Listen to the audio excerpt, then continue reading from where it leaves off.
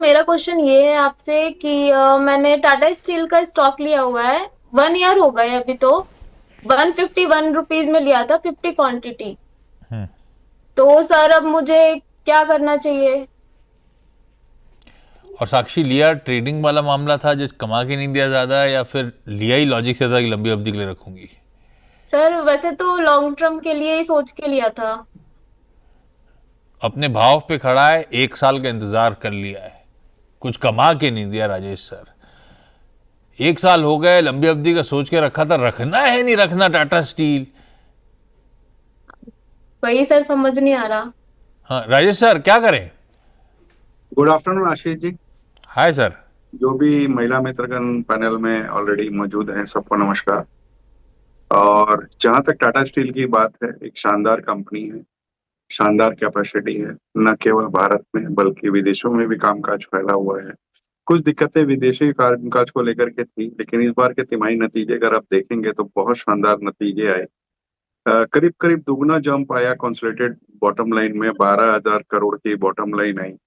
और जो दिक्कत है वो जो विदेशों में दिक्कत थी वहां पर वो ईएफ का नया प्लांट लगा रहे हैं, जो कि जुलाई 2025 तक शायद कम ऑपरेशन चालू हो जाएगा, तो वहां से नंबर अच्छे हो जाएंगे।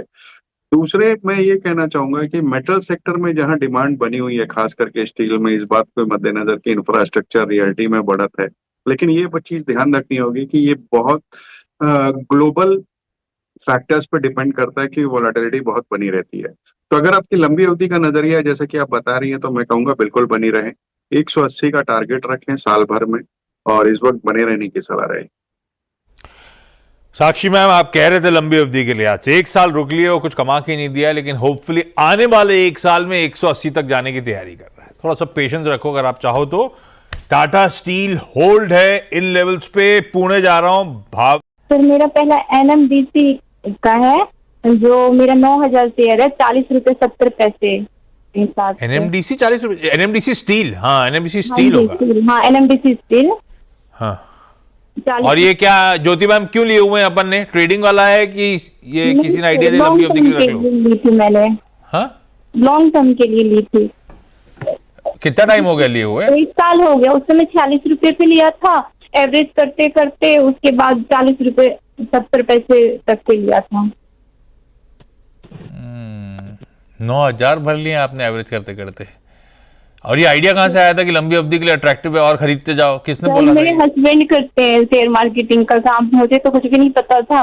तो वो अभी शो में तो आ नहीं सकते, इसलिए मेरे थ्रू वो पूछवा रहे क्वेश्चन। अभी बैठे हुए हैं हस्बैंड साथ में? हाँ जी, बगल में ही है। ऑफिस नहीं गए? वो शेयर मार्केट, दिन भर शेयर मार्केट में रहते हैं क्या? हाँ, शेयर मार्केटिंग का काम करते अरे हैं। वाह, तो एक्सपीरियंस है। एवरेज करके बढ़िया भाव पे ले आए, भाव टू भाव चल लिया है। राजेश सर क्या करें? अब क्वांटिटी अच्छी खासी 9,000 है हमारे पास, करना क्या है एनएमडीसी स्टील में? देखिए, एनएमडीसी स्टील की अगर बात की जाए तो ये कंपनी एनएमडीसी से डिमर्ज हुई थी छत्तीसगढ़ के स्टील प्लांट को चलाने के लिए। और कुछ महीनों पहले ऐसी खबरें आई थी कि शायद कोई स्ट्रेटेजिक सेल हो। इस बात अगर देखें तो लगातार नुकसान में कंपनी बनी हुई है। मार्केट कैप सिर्फ 11,000 रुपए का है, लेकिन एसेट्स इनके पास 35-36 हजार रुपए के हैं। तो इनका, मेरा कहने का मतलब ये है कि अंडर वैल्यूड तो है, लेकिन जब तक इसमें कोई कॉर्पोरेट एक्शन नहीं होगा तब तक कोई बड़ी बढ़त की उम्मीद नहीं है। इन लेवल्स पे चूंकि ये भाव भाव बैठी हैं, और अगर ये इंतजार करना चाहें सिर्फ इस बात का कि कब प्राइवेटाइजेशन होगा, कब क्या होगा, तब मैं निकलूंगी फिर मुनाफे में, तो अलग बात है। पर इस वक्त तो अगर इनको उतना इंतजार नहीं करना है तो मैं समझता हूँ कि यहाँ से 41 रुपया 42 रुपए के आसपास निकलना चाहिए, और इस पैसे को कोई अच्छे स्टॉक में निवेश करें, जहाँ की कम से कम डाउनसाइड भी थोड़ा सा रिस्क तो इक्विटी में रहता ही है, बट फिर भी क्वालिटी स्टॉक्स में बनी रहे जहां आपको कम से कम रिटर्न की उम्मीद रहेगी।